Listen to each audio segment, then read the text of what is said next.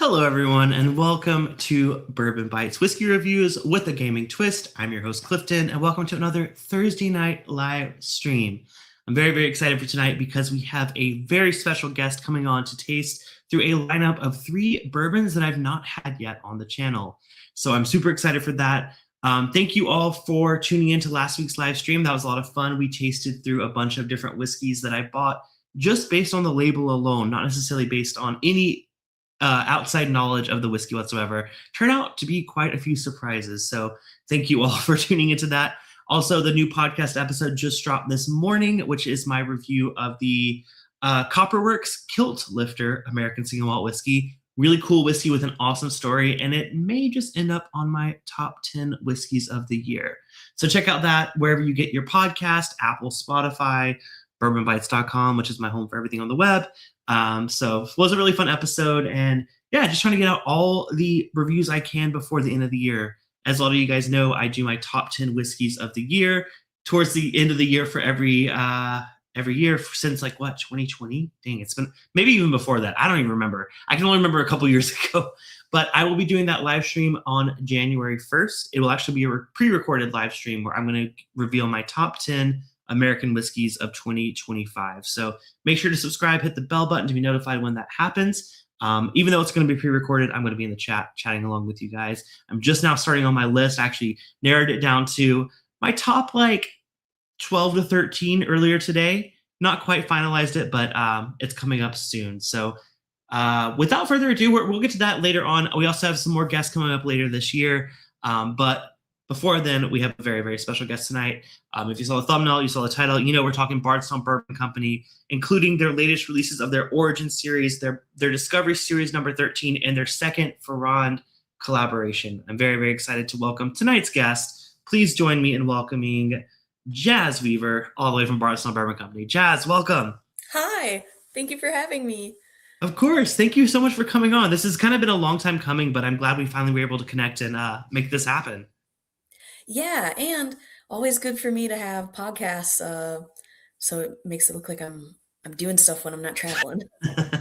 Well, I'm sure you're staying busy. I've been not trolling's the wrong word. That's not the right word. I've been snooping on your social pages and seeing how many shows and events you've been into lately. You've been really busy this year, it seems. Yeah, this week specifically was a wild one. Sacramento on Saturday, DC on Sunday, Baltimore on Monday, and Kansas City on Tuesday. Just got back to Louisville today. Wow. Are you based in Louisville, or where are you based? I am based in Louisville currently, and I always hesitate when people ask me that because my heart still belongs to Michigan. When people are like, Okay, "Oh, are you gotcha. going home?" I'm like, "No, not yet." And then I'm like, "Wait, yeah, no, technically I'm in my house." Gotcha. Well, luckily this is virtual. I'm in Los Angeles, so I didn't bring you all the way out here. You're welcome. But so good to have you. Well, hopefully you get a chance to go home back to Michigan for the holidays. Do you have time off planned? Oh yeah, absolutely. Last 2 weeks of the year, totally mine, and they will be spent in Michigan. Awesome. Well, I'm glad to hear that. Well, I promise tonight will be fun. We're going to keep it casual, keep it cool. If you guys are in the chat, feel free to ask questions, whether about these releases in particular or just about Bardstown Bourbon Company or just Jazz's background and history. Because I was, like I said, I was looking through your socials and I'm like, you have a really interesting story that kind of led you here. Can you, for people that don't know you, can you introduce yourself and kind of talk about your story and how you ended up at Bardstown? Totally. So, like everything good in my life, Bardstown found me. I was a bartender in Metro Detroit for the 10 years before I started working for Bardstown. I've been with the company for about 2 years, 9 months. And my background is fine dining. So, I started at a place where we did 9 to 15 course meals. Those changed every week with wine pairings and reserve wine pairings and a super craft micro seasonal cocktail program. From there, I moved on to a couple of other bars where I was really able to hone my skills in specific areas. So, Spanish Tapas Place, where we really did deep dives on Spanish wine, but then also Mezcal, Sherry, Madeira. Then I went on to a place that was seafood, so learned a ton about oysters, 24-hour tied to table, cute little restaurant in Ferndale, Michigan. And then ended up working for a place where I did a ton of single barrel picks, and then ended up opening the nation's first fragrance bar. So perfumery by day, cocktail bar by night that pairs cocktails to those fragrances.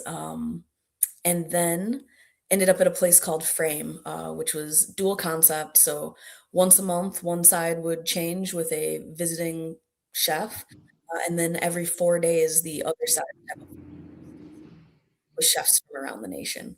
And I happened to be doing a Bardstown and barbecue dinner, and their head of marketing were at that dinner and said, "Hey, we think that you would be a pretty good fit for the company." And then the biggest and best adventure of my life kicked off. So a long path, but it got me where I wanted to be. I mean, it sounds like even from like the early parts of your career, like you were very focused on either not just pairing, but just like nailing down what makes things work. I mean, even the art of cocktails, I love a good cocktail. I'm huge. Like whenever I travel, I always go to cocktail bars, but it's always something that I feel like is such a unique talent to know, like when you're making your own cocktails, like what spirits are going to pair well with what, like liqueurs and syrups and everything like that. I mean, how does something like that translate into, you said like Bardstown found you, but how do you think that like when you first saw the opportunity, you're like, yeah, I could do that. What part of your experience kind of felt like a best fit for moving to something like Bardstown? So it actually felt really, really natural because part of what I think made me a good bartender is that I was playful with flavors. I was always Hmm. experimenting, and it's okay to try something and have it not be great because now you know, and maybe you learn something more about the ingredient and you're going to be better able to honor it in the future. And Bardstown was out here coming out with really unique bottles. Like I knew that every time something was launched from them, that it would be a brand new flavor profile. And so I'm not sure if I could have worked for another brand that was just known for like, oh, these are the four things that we make and they're going to be the Sure. same forever. So I still get to have that like playfulness and witness a lot of experimental stuff going on with the whiskey. Um, I didn't think that I was going to be really, really into public speaking, but I guess bartending is partially public speaking. The only difference is now I'm not able to make up an excuse and like walk away. Be like, oh, I got to fill these waters. Like, talk to you later. Um, but I think I'm getting better and better at the public speaking part of it all the time. Yeah, no, absolutely. Like we were talking a little bit before the stream started, and just I've been seeing you on so many other people's podcasts, Embellish podcast, Whiskey My Wedding Ring podcast. You've just been really just like honing, like and really stepping in for people that maybe don't have the opportunity to visit the distillery or make their way to Kentucky, and just really bringing exposure to the brand nationally on a scale which I think it's something really special. Some people are really good in person but they're not great on podcasts, but everything I've seen you on and heard you on, you've been great, so I'm so excited to have you as a guest. Thank you. That's very kind. Yeah, I think I will always tell people, the best way to get to know us is to see us at our source. Go to the distillery in Bardstown, eat at the restaurant, take the tour, or stop at our Louisville tasting room on Whiskey Row.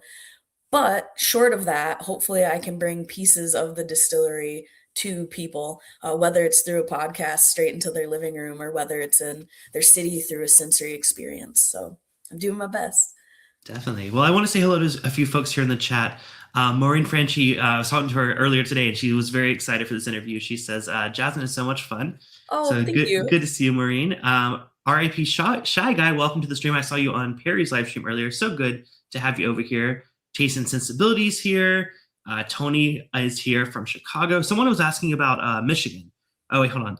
Well, for Don Nishida, who's currently in Colorado, he said, so he's making a reference to the fact that I did a top 10 whiskeys of the year countdown for 2020, because 2020 was a crazy year. And I had so much fun with the countdown, I forgot to announce my number one whiskey because it turned New Year's and I celebrated a little too hard, and I never announced my number one whiskey of the year. So I had to come back the next day and upload that video. I love it. We have Brandon here as well. Okay. RB Shy Guy says, as a fellow Michiganer, we recently relocated to Indianapolis. I feel that. I think it's when you're talking about saying like you feel like your home's still in Yeah, my Michigan. heart is in Metro Detroit. Awesome. Tony said, were you at the This Is My Bourbon podcast live show in Lexington last year? Maybe. I don't think that I was. Okay, gotcha. Well, Yeah. actually, I know for a fact I wasn't. I've been to Lexington once in my life so far. Okay. Yeah. This is my burn podcast is a good friend of the show, Perry. He has been doing a podcast for several years, and he's done a lot of Bardstown Bourbon Company. I just don't know if he's necessarily had you on the show, but maybe he should. Perry, check Yeah, out this stream. I'll make a note. Just to make sure I'm caught up on the chat before we move on. Um, Fancy Fran, she says, Jazz and my daughter Rory are both from Michigan and ended up in Kentucky in the whiskey industry. Go Michigan girls. Hey, Nice, that's awesome. And then P6 says Detroit represent. what Awesome. up, Joe? Awesome. Well, I'm so glad to see people from all over the country tuning in tonight. But we're here for 3 really special releases. So if someone, okay, most people in the chat probably are familiar with Bardstown Bourbon Company, but there's a chance someone comes across this live stream and is not familiar. Can you just do a brief overview of who Bardstown Bourbon Company is and Oh yeah, I was their born for journey? this. My Yeah. elevator pitch. Yes, let's go. Bardstown Bourbon Company is newer on the Kentucky Bourbon Trail, been around distilling since September of 2016. But that is great because it means that they're not handcuffed to any traditions. Bardstown gets to explore, and at the time when they were built, one of the most customizable distilleries, so capable of controlling 500 different points of distillation. Um, Every decision that they make is centered on being innovative, collaborative, and transparent. Innovation, we have the first of its kind glass front rickhouse. It's an experiment in progress while we witness what a couple of hours of direct sunlight does to the barrel aging process. We also are one of the first to have a full service restaurant, a bar that doesn't just serve our own products and distillery operations under one roof. Collaboration, we do unique barrel finishes with other partners in the industry, and those are all pretty cool because they're handshake deals. It's just 2 different companies wanting to build flavors together versus signing contracts and making money. And transparency. So our architecture is glass, but also we're telling you the mash bills and the blend percentages right on the side of the bottle because we want what you want. We want you to know what it is that you're drinking. And I'm sorry, I feel like I'm saying a lot and that I am usually a little more eloquent. Listen, it's a live stream. It's all good. Listen, I get sidetracked so many times, so no, it's all good. Keep going. You're doing great. But yeah, Bardstown, we're great at 3 things. We make our own whiskey, we blend, and we play well with others. And I'm just so excited to see what we build next. Awesome. Well, yeah, I mean, that kind of is just the outline of most of the products from Bardstown. Like you said, you distill, you blend, and then you collaborate. Well, when you were first discovering Bardstown Bourbon Company, like you said, you went to that event, was like a bourbon and barbecue. What about it necessarily drew you to the brand? Like, what was your favorite part of that process? You know, we had a really great rep in Michigan at the time, and he was always making it a point to stop by and show me their new bottles. And I had a couple of the discoveries, which every time it was a blend, but every time it was a totally different flavor profile. And so I was taking them on and then making a luxury menu. So it was like a side secret menu where we were having $40 and $50, like $30 to $50 cocktails. Because at the time the Discovery bottles were 150 plus. Right. And people were like, I can't believe that you're making a cocktail with that. But they were so rich in flavor that I was trying something and being like, oh my gosh, like this would be an incredible Manhattan. Like, oh my gosh, this would be a perfect Boulevardier. And so had to make them.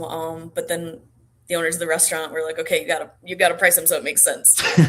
Sure.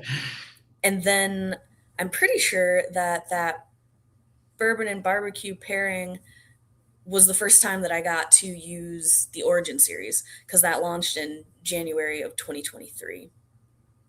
Gotcha. Well, great segue. I don't know if you planned that or not, but let's go ahead and move into our first whiskey today, which is the Origin series. So this is the latest release. Like you said, it's a tan label.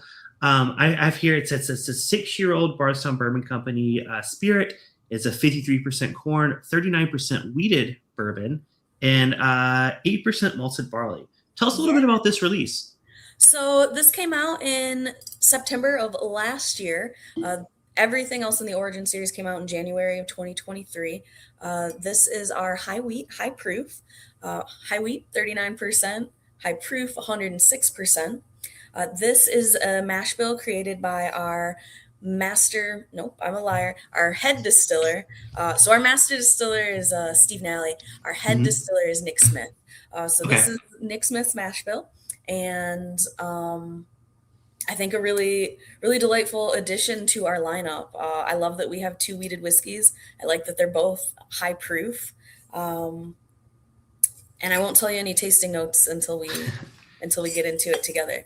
I mean, you're the pro at it, but no, I love that because when I'm purposely like when I'm reviewing something, I try to avoid any of that before I it's just kind of like I'm very easily influenced, not gonna lie. So that's probably part of the reason. But no, I love experiencing things myself, and I will say. So actually, all three of these, I had some of my supporters of the show. I call them Bite Club members for Bourbon Bytes, and we actually did a tasting last weekend, and we drank quite a bit of these and shared amongst friends. But it was really great to share them with them and get their thoughts before the stream because it really kind of because a lot of times when I'm doing these streams, it's the first impression kind of situation. But this time, I've actually spent some time with these bottles, and I've really grown to enjoy different aspects of them. So I'm very excited. I did see some people in the chat with some comments. Let's Yeah, see. let's check in on the chat.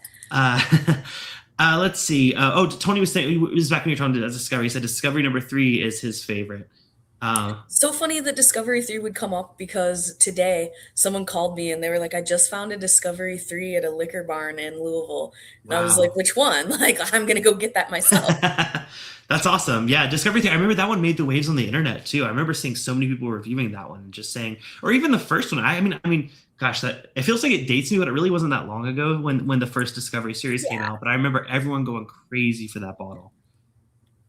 Yeah. RP Shy Guy says Boulevardier is his favorite cocktail. Nice. Speaking of cocktails. We mentioned this was a high wheat bourbon. I love a wheated bourbon in my whiskey forward cocktails.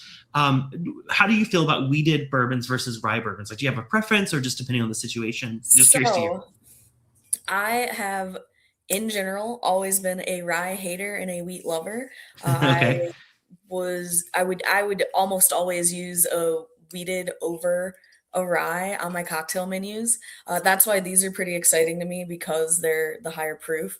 That said, though, I do like the Bardstown rye, but I think that it is a very versatile rye. I think that it doesn't have that like black pepper punchiness that I don't Mhm. like in a lot of ryes. So it's a lot softer and greener. Like I describe it as a botanical rye, and I do think it has a cherry note from those cherry barrels. So that's the one rye that I won't talk shit about. Yeah, I see. It's people in the opposite in the chat. I say I'm the opposite. I rye like, but listen, everyone has their preferences. That's great. Like I said, if I'm sipping it neat, I do prefer a rye whiskey, but in a cocktail, I always go towards. Well, I mean, unless it's like a Manhattan, personally. But with it being a bourbon, I always go for a wheated bourbon versus a rye bourbon. So I'm with you halfway. How about that? Yeah. Well, so let's go to this Origin series. So, like you said, 6 years old. I mean, that's these Origin series have been just getting better and better with time. I mean, do you guys don't do? Is there a reason that you guys don't do like a batch number like you do with Discovery on the Origin series? So I think that the Origin series is meant to be like our everyday. That we want them to be consistent throughout the years, all year round. Hmm. Um, and then another little fun fact about this bottle is this is the only one of the Origin series that has a lower barrel entry proof. This goes in at 108, and then we Okay, water it down to 106. The others go into the barrel at 120, and then they get watered down to 96, 96, 100. got it. Okay, yeah. I mean, I think this one. I'm looking back at my notes and when I tasted it with some friends over the weekend. On the nose, like it was a good mix of people giving different things. Some people were saying there's like milk chocolate. Some Oh people are yeah. saying a bit of orange, like an orange zest from like a cocktail. I My main tasting note for this is citrus. Like I think that Mm, this is corn pops and lemon peels all day. mm. Yeah, that's nice. This is my first sip of it tonight, but Yeah, and some people say on the palate, I keep saying some people. There was only three of us tasting it. I act like it's like a whole group of people. It's literally You're just like three of us. some But people. so, as if one of them's in the chat here, Todd. Todd was one of our Bourbon Terabyte members, which is that tier Oh, on cool. Patreon. So, yeah, but actually, someone mentioned a good comment. I won't take credit for this one. They said malted milk ball on the palate, and I immediately was like, yes. I get Yeah. that chocolate, not just the chocolate, but the chocolate and kind of like cereal grain kind of note to it as well. No, that's a great tasting note.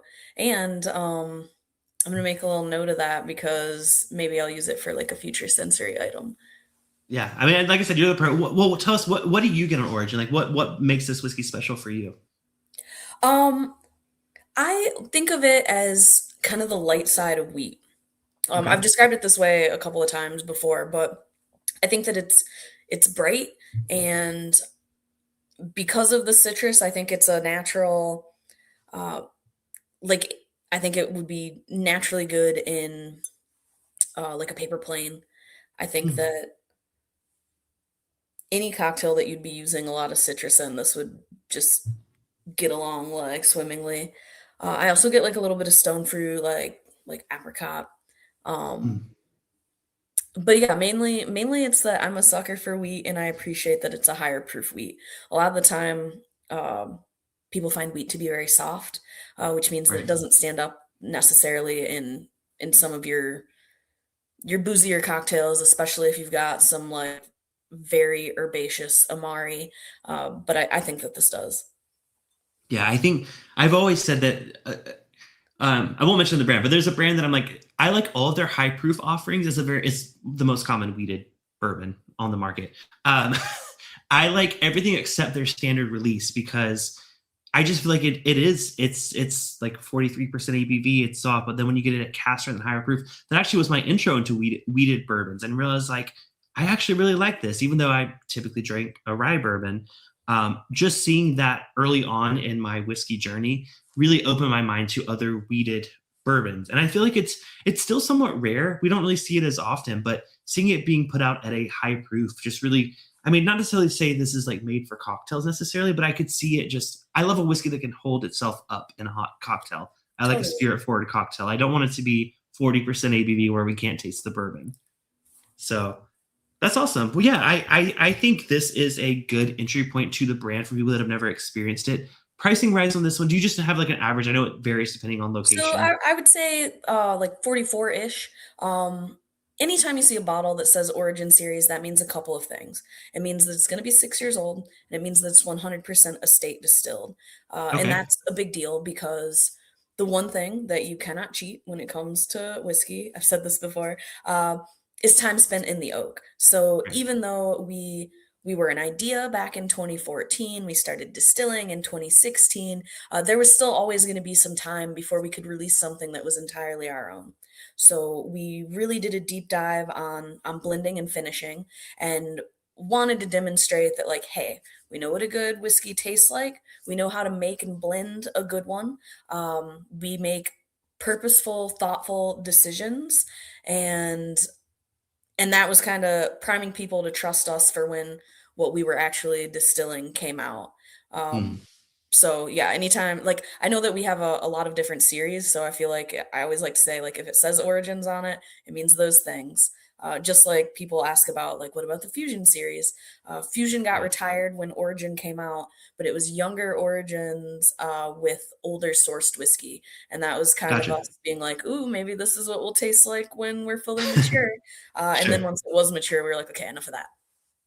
Got it. Okay. I was always wondering what happened with that. I kind of felt like it kind of eventually got so similar to the Discovery series that I kind of think it makes sense for it to have phased out. Yeah, I think or well, I know that the last one that we did was Fusion number 9. Okay, gotcha. Awesome. Um, Fancy Francie in the chat says absolutely malted milk balls. Um, Rip Shy Guy says my wife is a plant pathologist working in insecticides and was blown away that recipe for Bardstown was just sitting out in the open.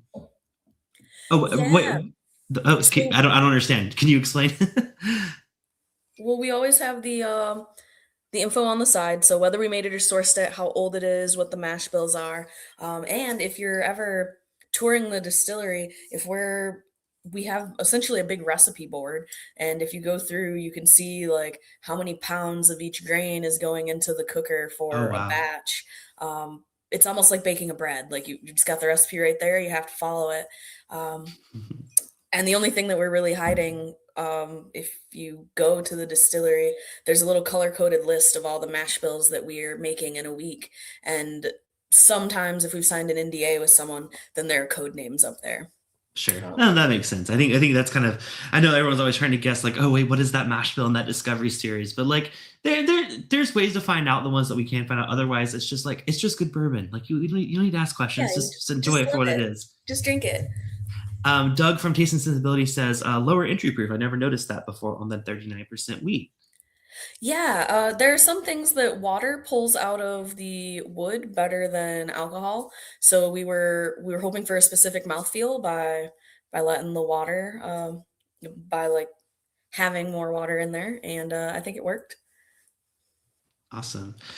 So Fred is the other person that did the tasting with us. I think he wants me to acknowledge him. So hi, Fred. Hi, Fred. Yeah, Fred and Todd and Donnie are also really great members of the community here. So they got to taste these along with me. So I'm very excited. Well, one that we were all very excited for. I think we're good to move on to the Discovery Series number 13. Now, I'll be honest, it's been a while since I've had a Discovery Series release. I can't tell you which ones I've had because off and on, I've just seen them and I've had a chance to try them. But what makes number 13 so unique? What do you think this release brings that maybe other ones don't?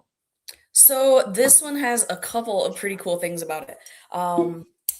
One, it's the first time that we have done a double barrel finish on it. So it's got Hungarian oak, but it also has some American oak. We put about 40% of it in Hungarian oak and then blended everything back together. So there are 4 Kentucky bourbons, an 8-year, 2 9 years, a 15-year. And yeah, we kind of our VP of new product development and master blender Dan Calloway, he played around with the ratio of how much of it got finished in the Hungarian oak. Mhm. Um, Hungarian oak it's got more like spice and structure, while American oak kind of has more sweetness and body, and it's got more lignin, so that means there's more tannin, like more of that grippy mouthfeel. And when we tried aging more than 40% in of the blend in the Hungarian oak, it ended up being like really big, really overpowering, and we Gotcha. needed the American to kind of to mellow it out. Which isn't to say that this is a mellow pour at all. It's 110.8 proof. Mhm. I think it's got some really big flavors, but I think it was kind of cool that we used 2 types of oak on it. Definitely. And the minimum age here is 8 years old. So for those of you that I probably should have pulled up a graphic, I didn't pull up the graphic, but this is a blend of an 8-year Kentucky bourbon, 2 9-year Kentucky bourbons, and a 15-year Kentucky bourbon. The majority of which is the 45% of the 9-year Kentucky bourbon and an 18% rye mash bill. So it's very cool to see all Kentucky. I think you guys have done it before with Discovery, but not to say there's not great whiskey in other states, but it's something that I feel like some people feel. They Yeah, because you guys definitely can call it a Kentucky deserve straight it. bourbon whiskey. I was curious if you guys did that. Yeah, Kentucky straight bourbon whiskey. Nice.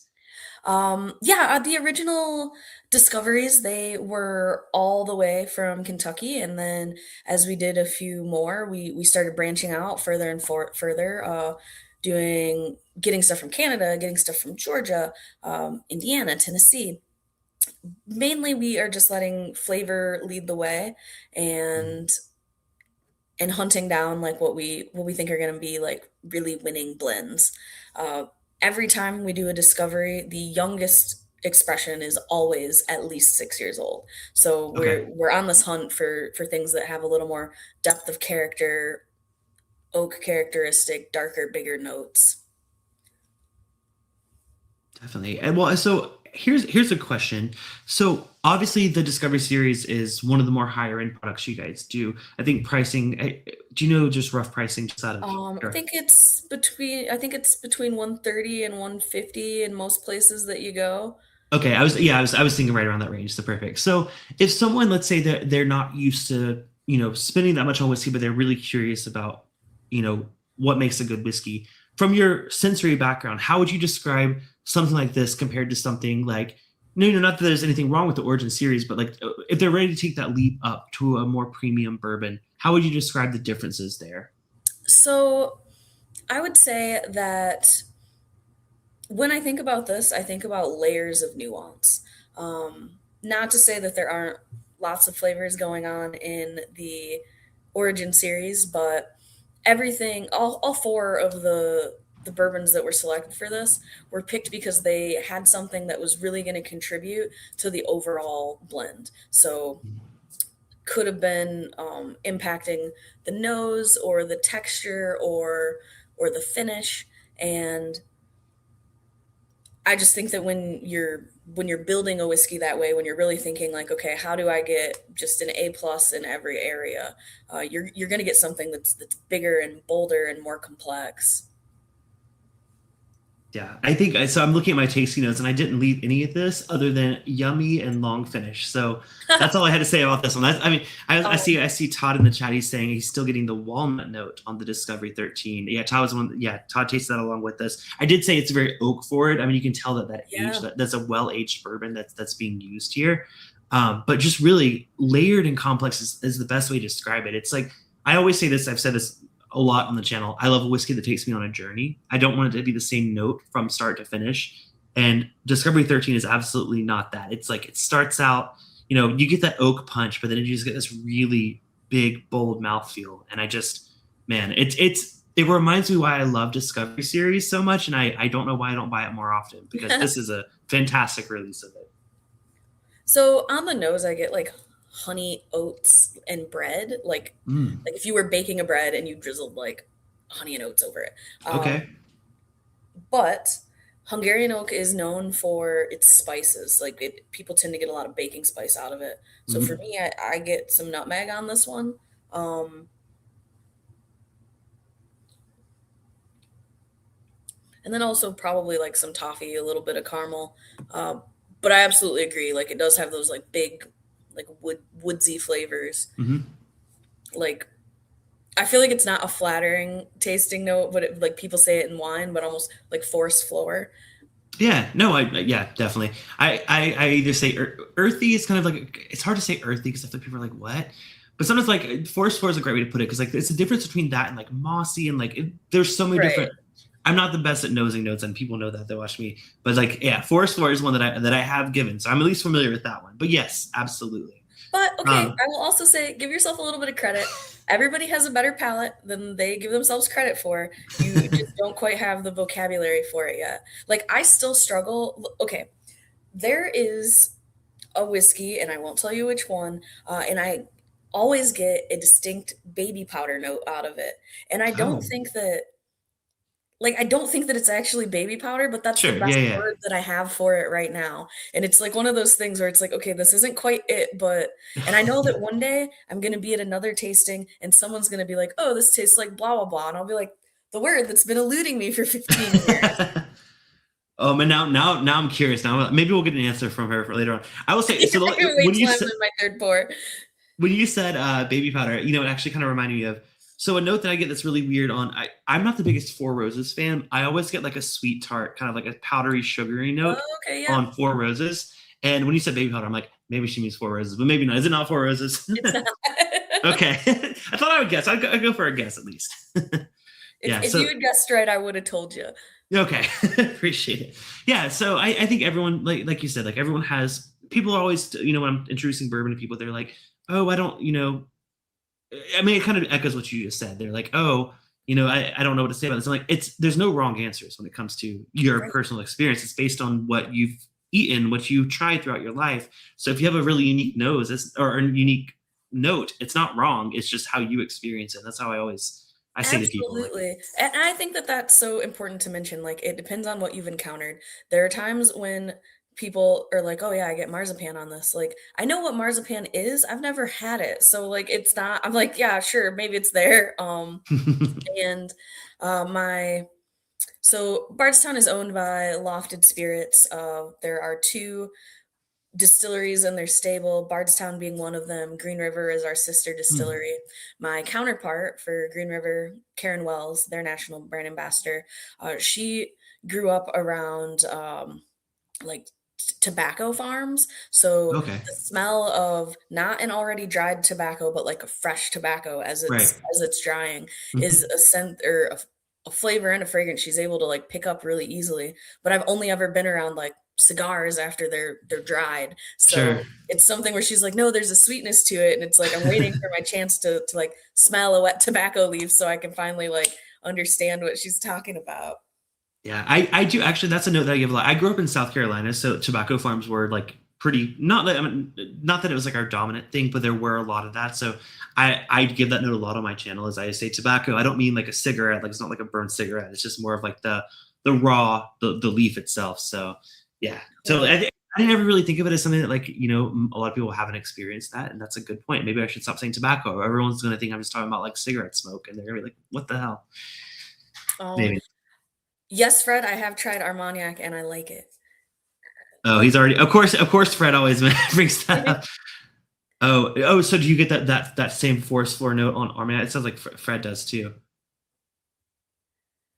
So sometimes depending on the one, um, I had not I hadn't heard of that term applied to it before, so that's exciting to me. I went to school for English, so I'm a lover of words.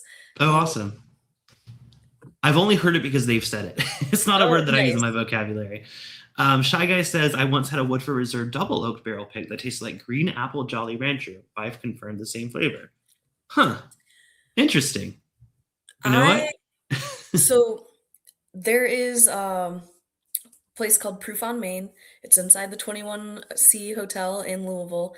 They had a Bardstown single barrel that was our high rye Kentucky straight bourbon mash bill, and it tasted like one of those like caramel apple pops that you get probably Mm. only on Halloween.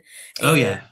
They're that, not green. You would think they're green, but they're like brown, right? yeah, Yes. absolutely. Okay, I know what you're talking about. And I was obsessed. It's my favorite single barrel that I've ever tasted, but the mash bill on that is 60% corn, 36% rye, 4% malted barley, and normally it's like a ginger spicy flavor Mm. profile to me. So I'm just like, man, like so I love the green apple Jolly Rancher tasting note because Interesting. I've had I that will say I experience. get green apple a lot on New Riff. New Riff. I love New Riff and their products, and to me they always have a green apple note to it. Speaking All of right. apples, we just came out with a distillery only release, a Ooh. 375 at the distillery in the downtown tasting room. It's called Normandy and it's Calvados, so an apple brandy finish. Um, and it's delightful. Yeah, you guys always, I mean, you mentioned like, you collaborate with brands because you all just have the same love for spirits. What makes Bardstown, like I see collaborations at a lot of different distilleries, but Bardstown, I just feel like you guys are always coming out with them. Do brands approach you guys or do you guys approach brands? Like how does that work? Because there's so many collaborations that you guys are doing. It's a little of column A, a little of column B. Um, we've gotten really lucky because I do feel like our distillery is a destination spot on the Kentucky Bourbon Trail. We have built it to be this almost Napa Valley experience. Like it's shining and it's bright and it's clean and we've got a restaurant that's one of the best in the city. And so therefore we organically meet some people when they are coming into town. So we're seeing Mm. other distillers or and having like these meetings where they're like, oh, it would be cool if we did a thing, and then that does come to fruition. I know that at least one collaboration came to be because of a set of Instagram messages.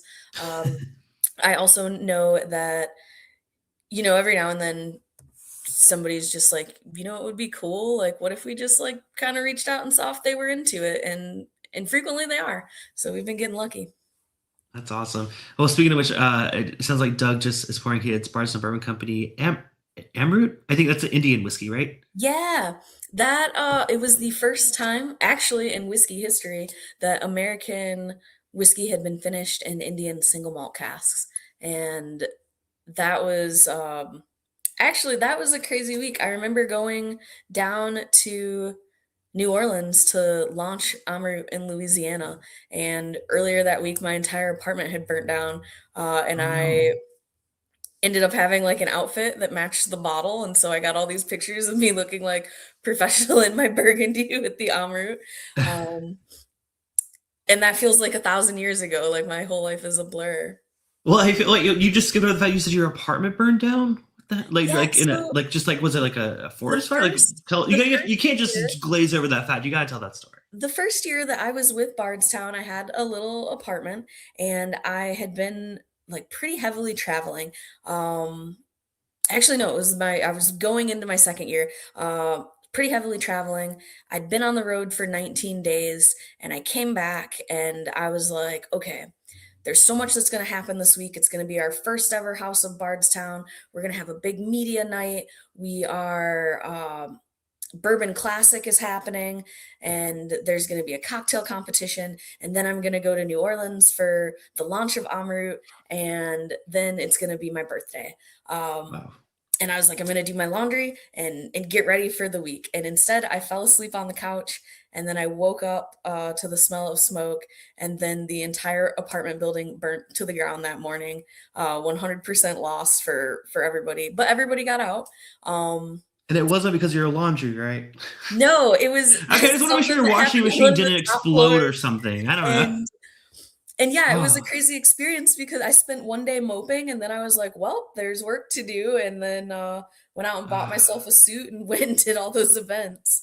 wow. Um, and the only That's. I'm sorry to hear that. it like, I almost think that I just dove right into everything, so I never, like, fully processed it, but I was a very diligent note taker when I was a bartender, and I had this accordion folder of everything I had ever worked on, like, every menu I had saved, every pop-up I had done, all my Wow. experiments, all my recipes, and that is, like, the one thing that I lost in that fire that I'm like, Oh "Oh my." no. I thought you And were gonna say you had like a backup of it somewhere that like was well, fine. Oh, that's the worst part. I had put everything in this accordion folder because I was like, "Time to digitize." Like, you're gonna have it all in one place, and you're gonna put it right. on the internet, and, yeah, I wish I'd kept it scattered. Oh no. Well, Um, listen. Obviously, I mean, you figured it out since then. You've come so far. So, totally. well, that's life happens, right? Yeah, it was a crazy experience, but also, like, a really fantastic demonstration of, like, I love Bardstown for so many reasons, and one of them is when that happened, I felt like the company surged around me to support me. They asked me what I needed. My boss left work that day and came over with um, like a goodie bag. It was snacks. It was a new toothbrush. It was all the stuff that you would Mhm. need if you didn't have anything. Right. Yeah. Um, and it was just like really incredibly thoughtful, and like I felt very supported and warm. And I mean, they have always been incredibly supportive of me. Like I came on board and I was told like, "Hey, we can teach you marketing, we can teach you public speaking, we can teach you about the products. We do not know what it's like to be a minority woman in the whiskey industry." And so they introduced me to Tracy Franklin, who was one of the first ever Black brand ambassadors for Scotch, because they were like, "We want you to have Okay. a person to talk to that understands what you're going through, and can support you in it because." We just don't know what that might feel like. And I thought that was like a really, really thoughtful thing. Like I was told, you just left Michigan, you left most of your support system, and we want to make sure that you're supported in every direction. Wow. That's awesome. Well, what did you? I mean, I guess that's something that I've never really thought about. Like, what was that process? Realizing because I mean, honestly, just women in whiskey in general is kind of been a thing that like thankfully now like in the past 5 to 10 years there have been so many incredible women that have contributed to whiskey. But being a person of color, like what has that journey been for? Have you seen a change in the industry since you've been involved? I feel incredibly lucky because I have been very welcomed. Um, Bourbon Women has been Mhm. incredibly supportive. The Black Bourbon Society, when it still existed, also Mhm. incredibly supportive.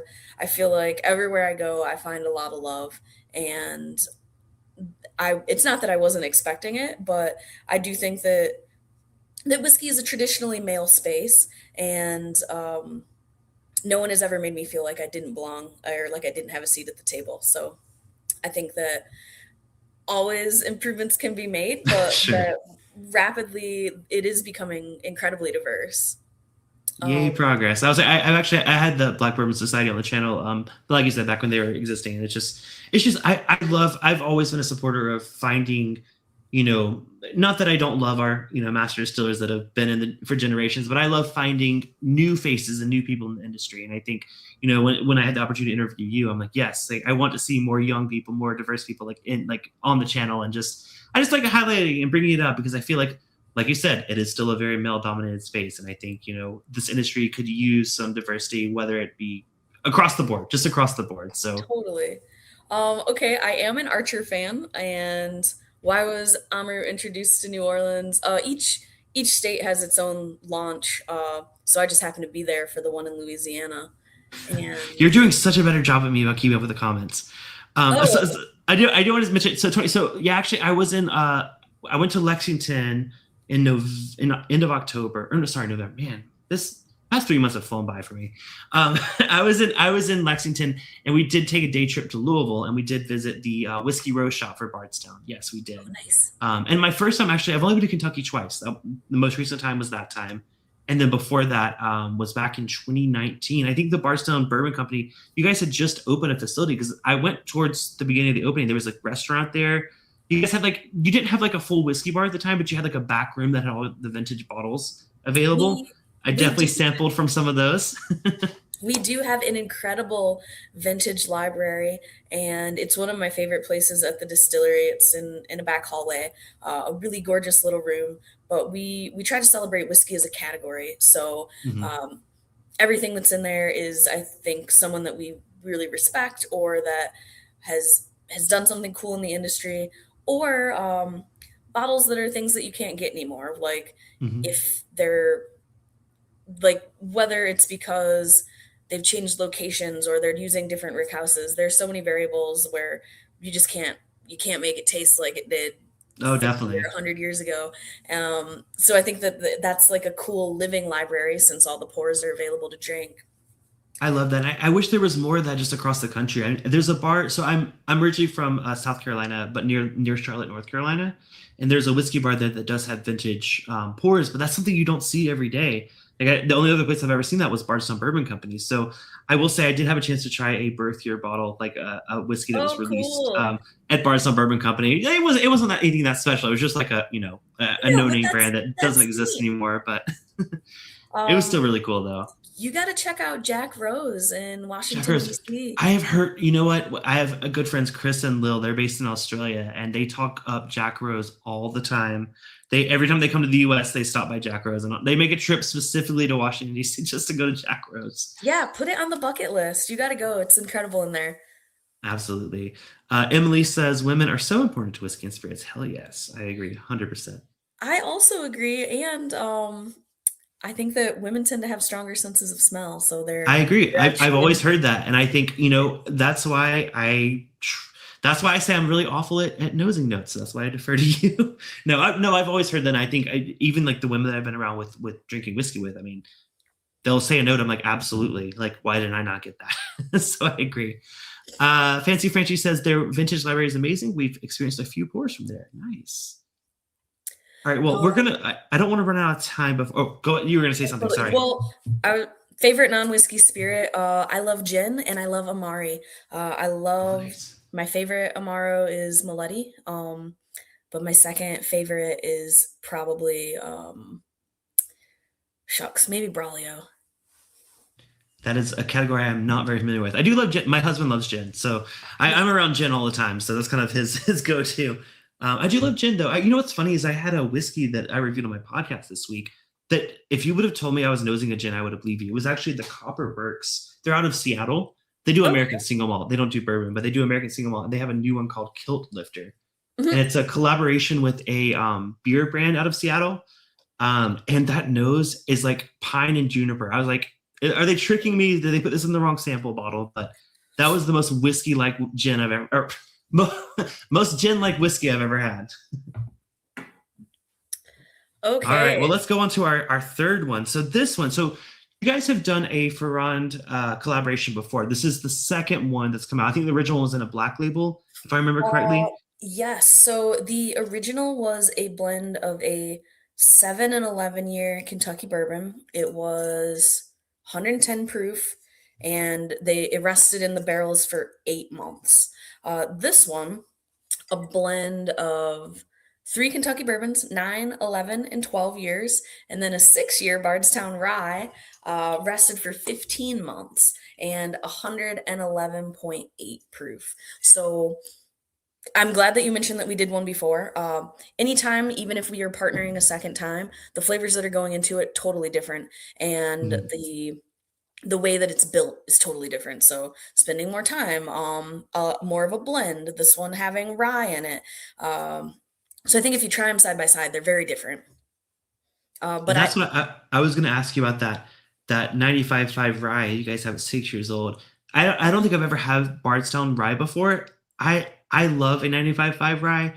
Have you tried it like on its own? Like what is your experience with the Bardstown 95.5 rye? so I'm gonna be honest. I have not tried. Oh, I've you're only right. You don't tried like the rye. rye. Sorry, asked the Okay. wrong question. No, no, no. I've tried the rye distillate, so like fresh off the still. Sure. I've actually made bitters with the rye distillate. Oh, fun. I've tried the single barrels because we do a lot of single barrels with the rye, but those all have the cherry finish on it. So I've never had it before the cherry finish. Okay. Um, but now that you've said that, I feel like they're like I'm about to go hunt it down. Well, it's just interesting because I mean I think 95 rye is like my first experience with rye was a 95.5 rye, and I think it's what made me, it's not that I'm always grabbing one that's that mash bill, but when I do see that mash bill at a relatively like 6 years old or older, it's just like I just think it works really well at an older age. I always say rye tastes older than it is. So like a Totally. 6 year rye tastes just to me like an 8 or 9 year bourbon. So that's why I was curious about that.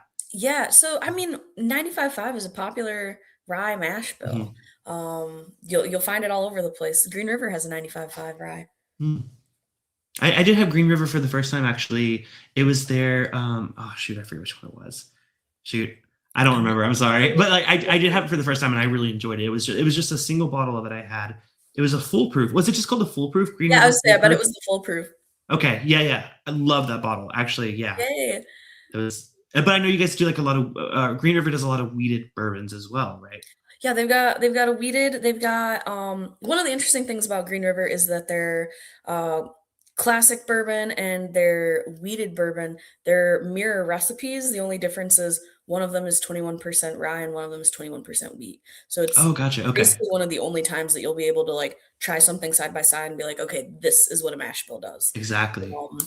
I'm going to connect you with Karen Wells though, because she is an absolute history buff on Green River going all the way back to 1885. And I'm sure you guys could have Wow. some cool conversations about that like brand. I'd love that. Yes. If you guys in the chat want to see that, leave a thumbs up. It does help out the channel. So awesome. So I actually see Todd. He actually says he's trying both of them right now. So he actually has a bottle of the Fantastic. original Ferrand and then this new one. I sent him a sample of the new one. So curious. Yeah, Todd, let us know how they are compared to each other. Um, let's see. Oh, Whiskey Sensor Shenanigans. Michael says Ferrand. Oh, is fire. Yes. So Yay. big fans of that. Oh, Doug has had the Bardstown Bourbon Company, right? He said it's great and complex from a cherry wood influence. Interesting. That's kind of like what you were saying. Totally. Thank you. Awesome. Well, okay, Todd, I'm not going to read your tasting notes yet. I want to go to it first. Yeah. No so spoilers. okay, so with this one, Ferrand is a cognac, right? It is a Yeah. cognac out of So gotta go come ahead. from the Cognac region of Yes, France. there we go. Um, Why do you think that cognac? I've been seeing a lot of it with bourbon, more so bourbon than rye. Why do you think cognac is a common, or not common, but like a recently discovered finishing cask for bourbon? Interesting. I mean, I think that there have been some cognac finishes in the past, but I also think that all the trends in whiskey are cyclical. That Mm, like you're you're gonna be revisiting the same things like over and over again. Because I find that in the cocktail world, like mm, right now, last year, everyone's going absolutely wild for um, riffs on like a like mezcal riffs on things, like putting Oh, okay. mezcal in a last word, putting mezcal in your paper plane, like making a I'm in new. Southern California. We put it in everything, but Yeah, exactly. I You will were like, say, I didn't know it was a trend. I well, no, thought I it will was say like one but time. it's funny because I went when I was in Lexington. Actually, the first cocktail I had was a mezcal cocktail. It was just recommended by the bartender at the bar at the hotel. I was staying at the shoot, I forgot the name of it. Todd will tell me. It was one of the historic hotels in Lexington, and they had a really nice whiskey bar. And I was like, "What cocktail do you recommend?" And they said a mezcal one. So it seems to still be a thing. At least, I mean, you're more experienced in the bartending world than I am. I just am a consumer, but I do see mezcal cocktails everywhere. Oh yeah, absolutely. Um, so without betraying Bardstown, what's my next favorite distillery? I really, really love Vicre. They do a lot of botanical gins. I also really love Valentine. It's in Ferndale, Michigan. They make the Liberator gin. It's one of my favorite gins that I've ever had, and they make Mm. some flavored vodkas that I think are like I don't believe in flavored vodka, but I do But believe for a in their white cocktail, blossom. maybe, Yeah, I right? do believe in their white blossom. I also think St. George is just absolutely St. killer. George, yeah. Um, for their absinthe, their gin, their coffee liqueur, like the Nola coffee liqueur, if Oh, I I'm haven't had that. making any type of dessert cocktail, that's going in there. Because they make it with chicory, so it's not super Oh, sweet. nice. It's Oh, got, so it's like, like a little bit legit, of like, a yeah, fruit note. no, that's awesome. Yeah. That's really cool. I'll have to keep an eye out for that one. I like St. George as well. So Emily, when I said when we mentioned the Green River, she's like, "You're asking if we want history? Hell yes." So Yeah, okay, I will I be appreciate you totally connecting us. That'd be there. awesome. Oh, Shy Guy says Bardstown Mezcal Lynn. Wait, you mean Mezcal finish, I do Mezcal know casks, or? I do know that, we have done a little bit of distilling with rice lately, so Hmm, I don't know about mezcal, but I do know we've got some new, flavor profiles coming down the pipe. that's awesome. Doug says maybe because bourbon hasn't exhausted the cognac cask yet. Oh, Yeah, because like that's why they keep going back to cognac cask. could Interesting. be. Maybe. I would say on the nose on this one, I'm getting a lot of like nuttiness. I think more so than even the Discovery. It's a darker nose, almost like a Nutella, but not quite as sweet. It's more of like it is that hazelnut, but it's like a darker hazelnut on the nose. Hazelnut is a great tasting note. Yes, absolutely. Um, when I do sensory experiences with this, I use golden raisins, Oh, and okay. milk chocolate. Yeah, I'm looking back at the tasting notes from our tasting we did. That rancio note came up again, probably from Fred. I said dark, fruity, nutty, bit of a short finish, but a peanut butter and weirdly enough, I said mushroom. There was like a mushroom, which is a Okay, note that I've never gotten on a whiskey, but I got interesting. mushroom on it. How cool. Yeah, Um, that's a fun one. It's definitely different. I don't think it necessarily screams finished. I think it just tastes like a really unique bourbon that I've never had. And I think with cognac cask, I feel like I get that a lot. Like it isn't a standout cask where like I can immediately be like, oh, that's cognac or that's red wine or that's Sangiovese, whatever. It's like it just really meshes well with good quality spirit. well, thank you. So, a thing I would be remiss if I didn't point out is anytime that we're doing a collab, we're putting their name, but also their logo on the bottles. And one of the reasons that we're doing that is so you know where the flavor's coming from. But we also are unique in the way that we finish. So we're asking for the barrels to be as wet as possible. We pump them full of argon gas, so we're pushing out all the oxygen, saran wrapping them, getting them in refrigerated storage, and to us as quickly as possible. So I think we have a lot of really integrated flavors because Mm, we're not just getting like whatever's left over deep in dry wood. We're getting a little right. splash of the actual spirit, and the wood is still very saturated.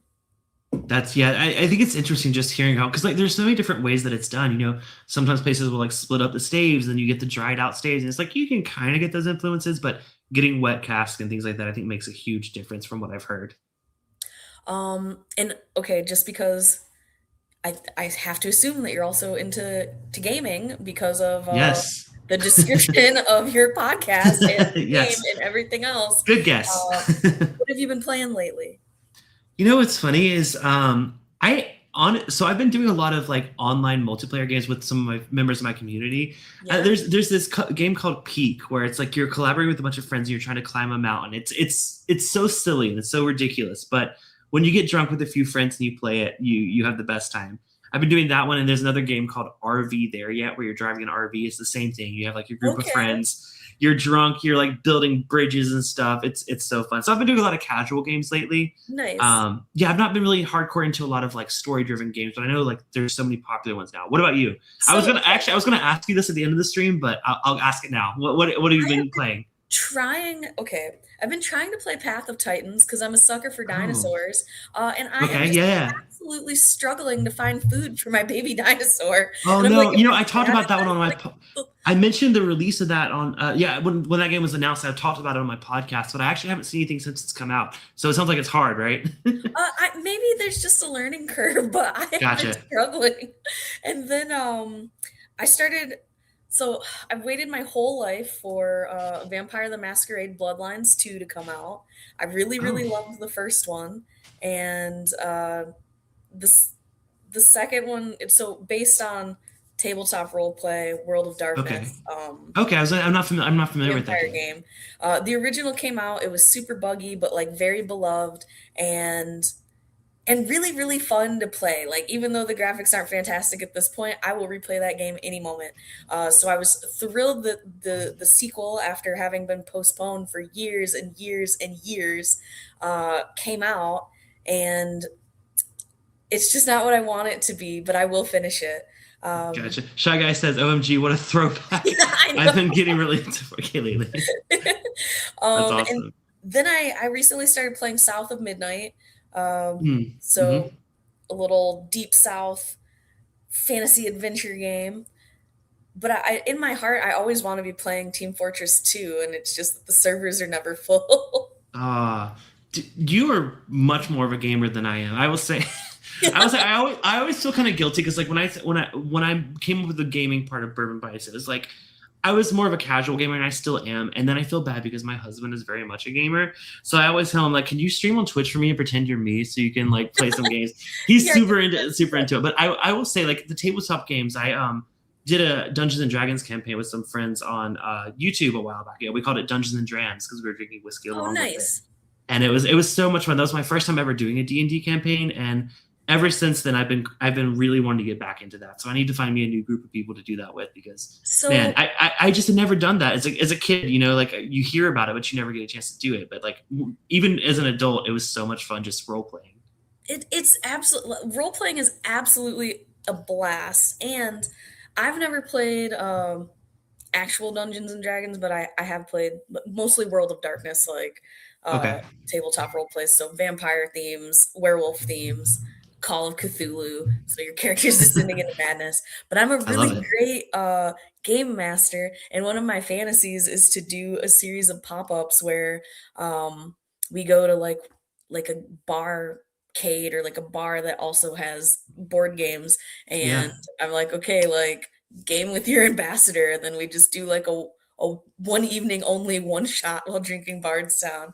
Um, Let's get in touch because I do know a few places in Los Angeles that are very okay, much that type of place. I don't actually have I've never been there, but like I like this mindset. I think I can help be a part of that. So cool. let's Yeah, do I would it. say you do the footwork, find me the place, we'll make it happen. That sounds like so much fun.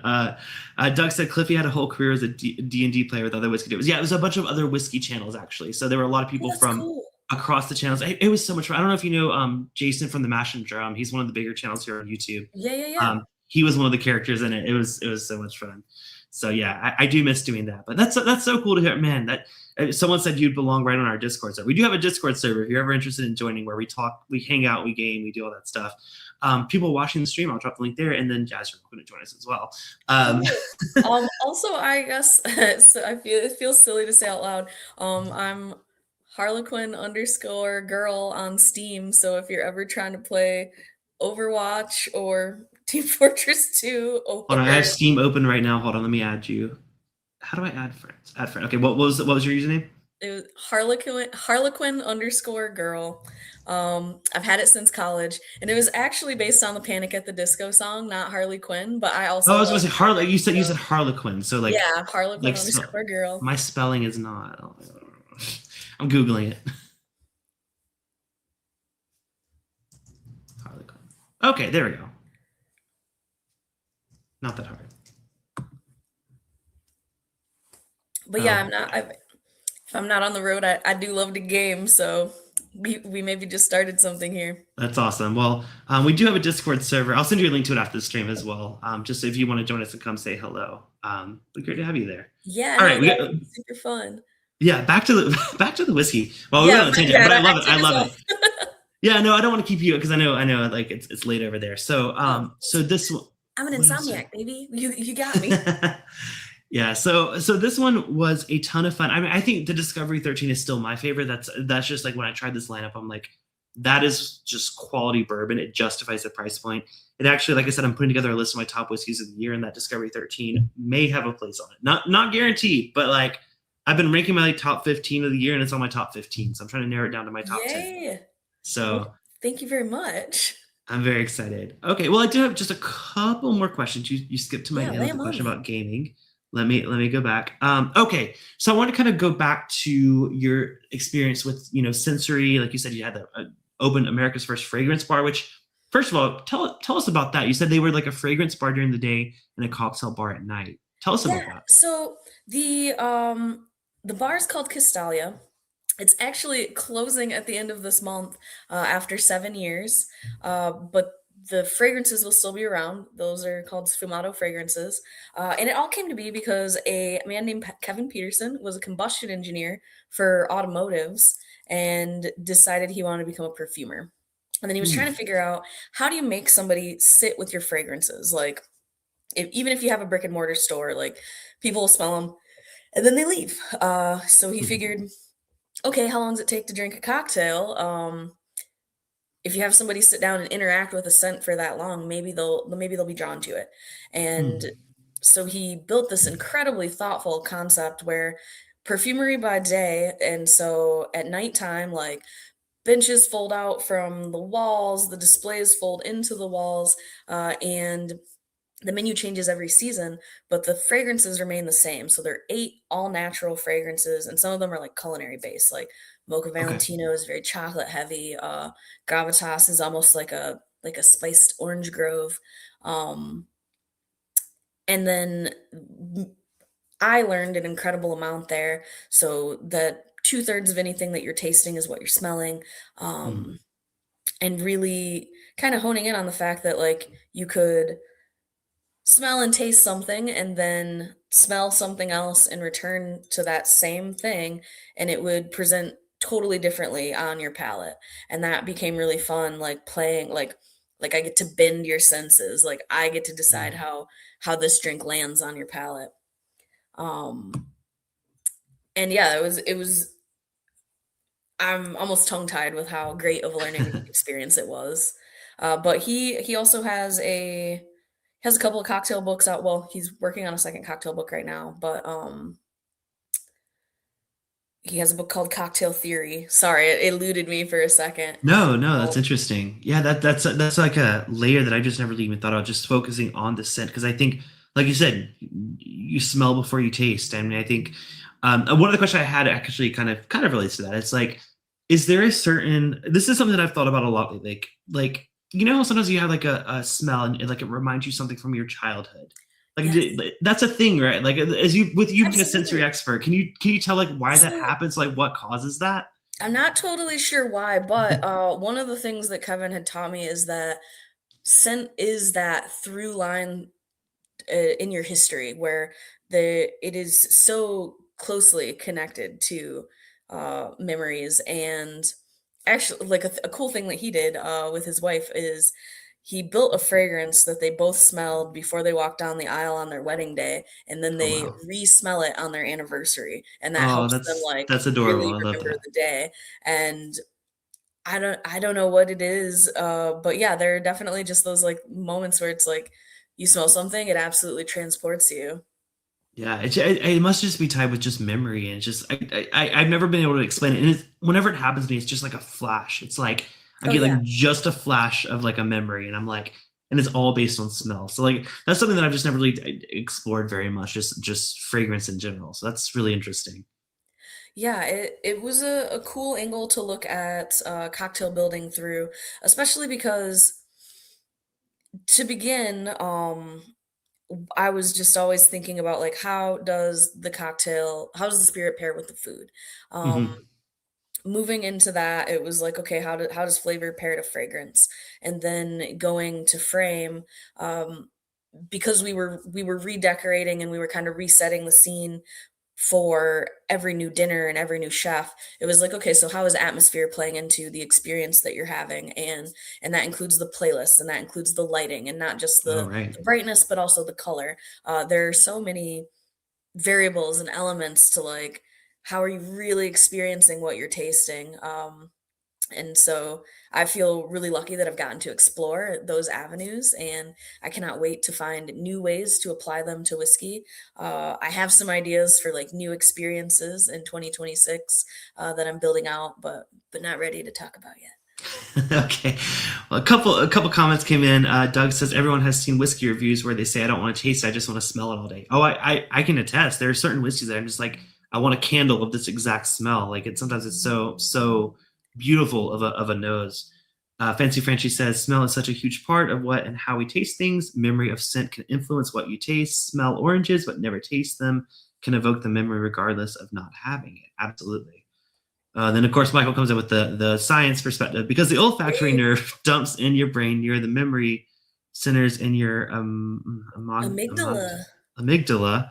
So memory is so tied to cell. Okay, that's a little too advanced for me after having several bourbons, but thank you, Michael, for your input. All right, I do have two. I have two final questions for you. So, Yeah. here's one. What has been the I don't want to say craziest because I feel like that's like putting in a category. What has been the most obscure food and whiskey or cocktail pairing that you feel like you've ever done or you've seen done? Ooh. So, I actually got to put together a whiskey and caviar pairing uh, Oh, in okay. Texas a couple of months ago. And it was my first time doing that. But to me, it made a lot of sense because people love to pair uh, caviar and champagne. But to Hmm. me, I think of champagne as a palate cleanser. It's Hmm. light, it's bubbly, it's cutting through. All the more delicate flavors from the caviar, whereas I think that whiskey kind of sits on the palate a little longer Sure. and lets you meld the two flavors. So it was a lot of fun.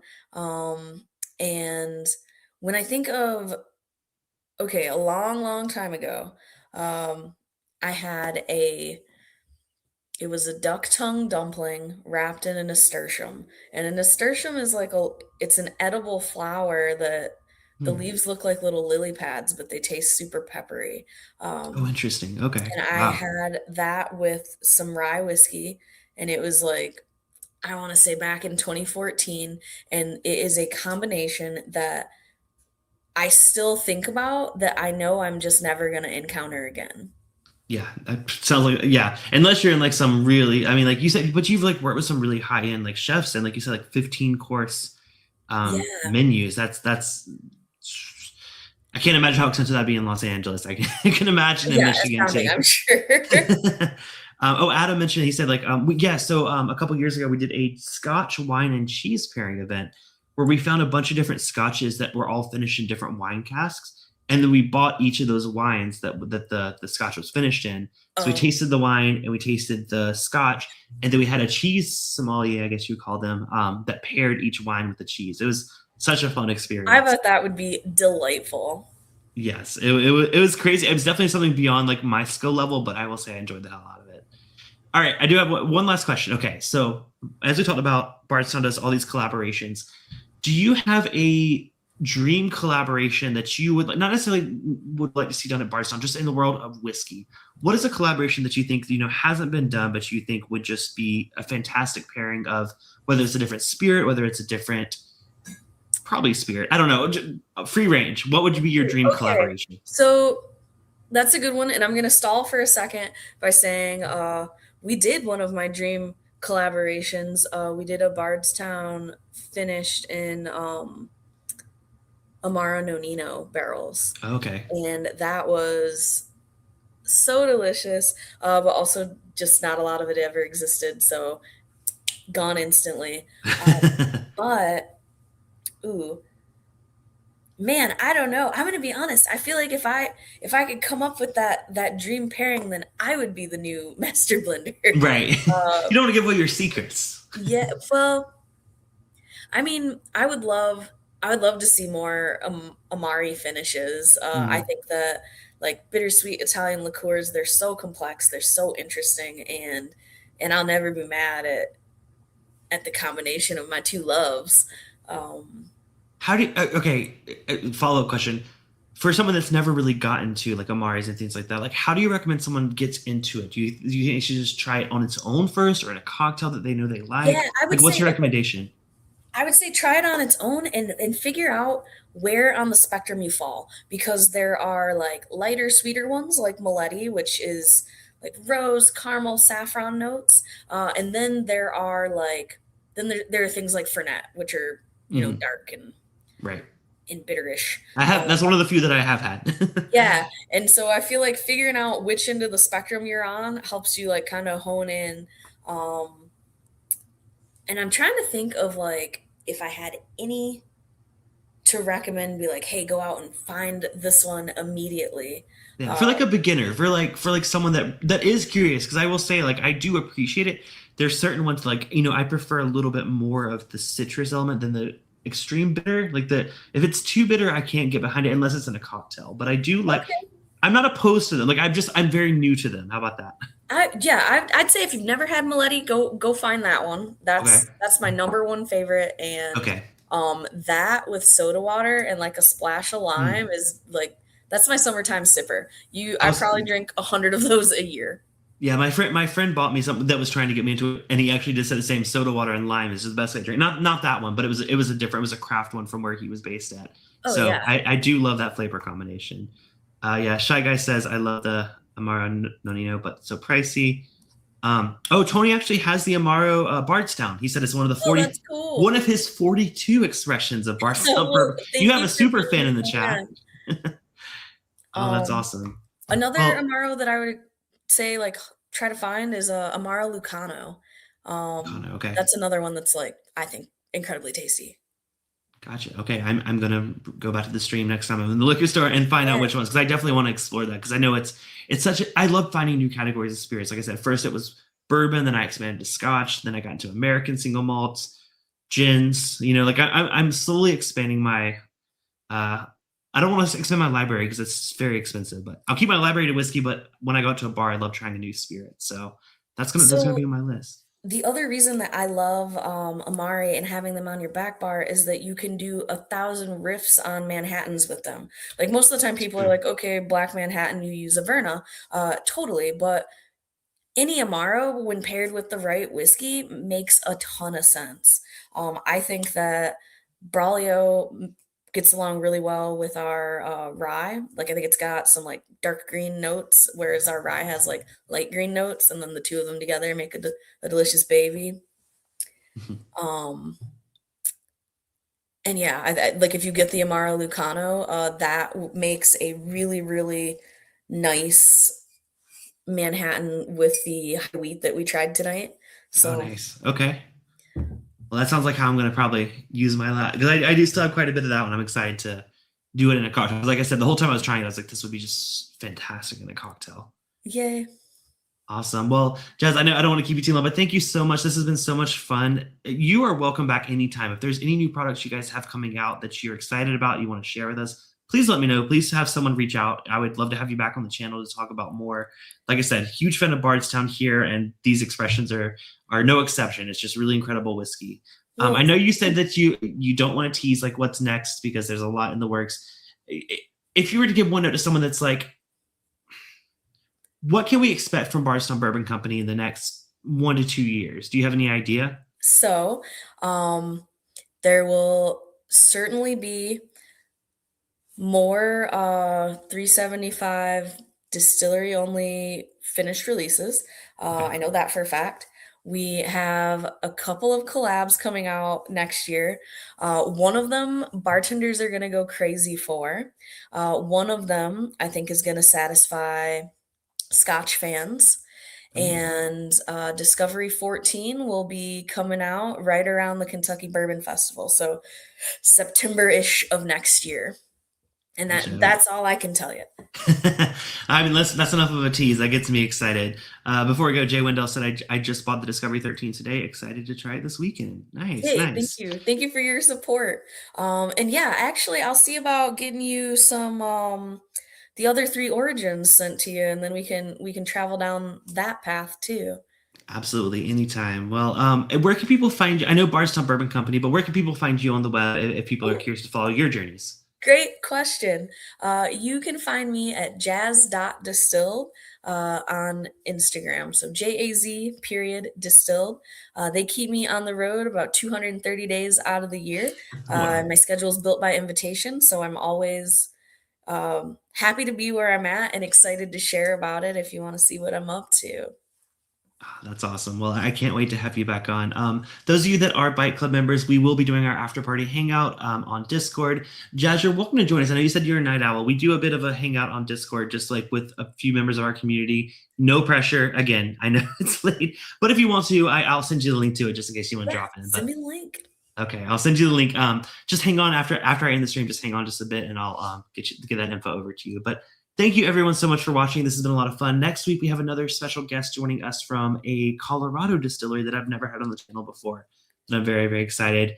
Then I'm going to take the week of Christmas off, and then the week after that is my top 10 whiskeys of the year. So stay tuned. It should be a lot of fun. But definitely check out Bardstown Bourbon on social. They have a great profile on Instagram, especially. Follow Jazz, of course, as well. I'll drop her link in the description below. But yeah, hope everyone has a wonderful weekend.